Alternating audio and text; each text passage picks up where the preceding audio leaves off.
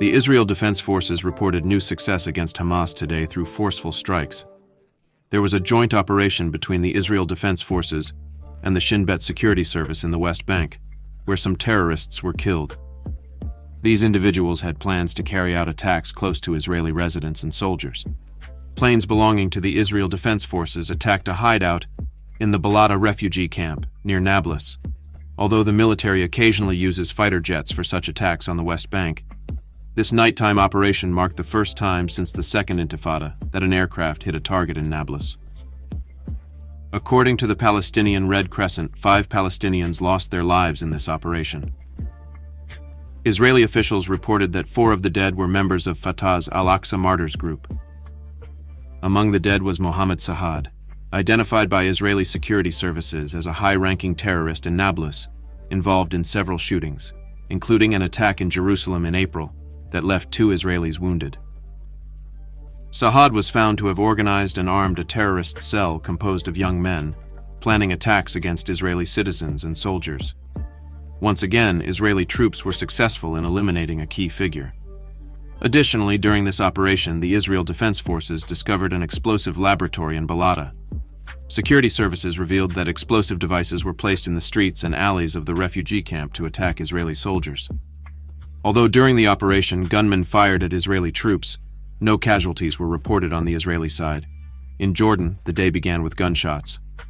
Yesterday, the Israel Defense Forces announced that its soldiers killed 7 Palestinian gunmen in 2 separate incidents in the West Bank.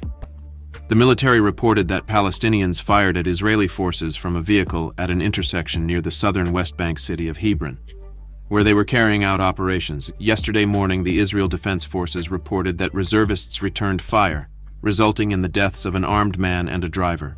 They reported that no soldiers were injured in the incident.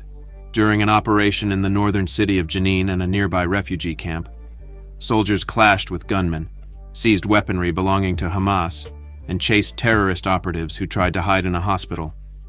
In the course of the raid, an Israel Defense Forces drone attacked a group of gunmen who opened fire on the forces at the scene. Shots were also reported at other Palestinians who threw explosives during the clashes. The army confirmed the deaths of at least 5 Palestinian gunmen and the seizure of 6 assault rifles in the Jenin camp, although Palestinian media reported 3 deaths. The discrepancy between the numbers has not yet been clarified. In addition to the operation in Jenin, the Israel Defense Forces carried out operations in Hebron, inspecting the homes of 3 Palestinian gunmen with a view to possible demolitions.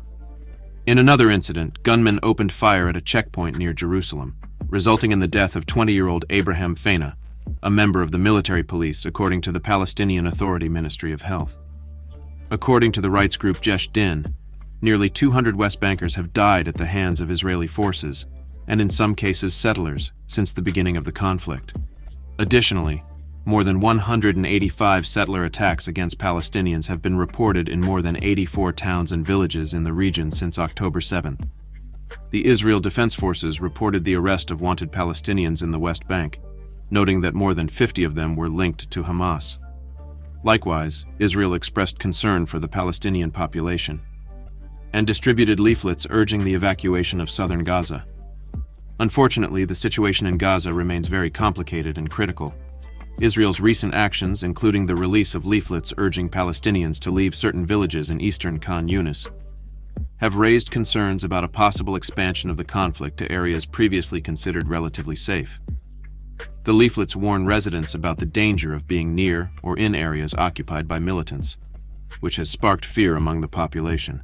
The massive flow of displaced people from the north to the south of Gaza has put great pressure on available shelters and resources. The United Nations warns of the risk of massive disease outbreaks and famine in these densely populated territories if basic supplies, including fuel, run out, which could collapse sewage systems and health services, further exacerbating the humanitarian crisis. Al-Shifa Hospital was searched by Israeli troops, sparking controversy and concern. Technicians in charge of operating hospital equipment were reportedly detained. Israel has claimed to have sufficient evidence to carry out such action, and has shared evidence with the media in this regard. On the other hand, the Palestinian Islamic Jihad group, distinct from Hamas, was involved in violent clashes with Israeli forces near the hospital. Despite a brief exchange of fire, the Israeli infantry responded forcefully. The conflict has left large numbers of people homeless, overwhelming the capacity of shelters in southern cities such as Khan Yunis. This has led to a citywide housing crisis, further affecting the population in the midst of this devastating conflict. Unfortunately, the situation remains very critical in and around Gaza. The large influx of displaced people has created a housing crisis in Khan Yunis, where there has been a high demand for accommodation. The lack of adequate space and resources, such as water and sanitation, has made the situation even worse for those seeking shelter. According to Palestinian health officials, the death toll in Gaza has exceeded 1,200 people, and around 2,700 people are estimated to be missing, many possibly trapped under the rubble. In addition, the Israeli army confirmed the death of 2 more soldiers, raising the number of casualties among its ranks to 50 since the start of the conflict. Recently, satellite images have been released showing the Palestinian Legislative Council building in Gaza partially destroyed. These images clearly illustrate the extent of the damage suffered to the structure and the surrounding area, showing debris where the building once stood and a change in the landscape of the area.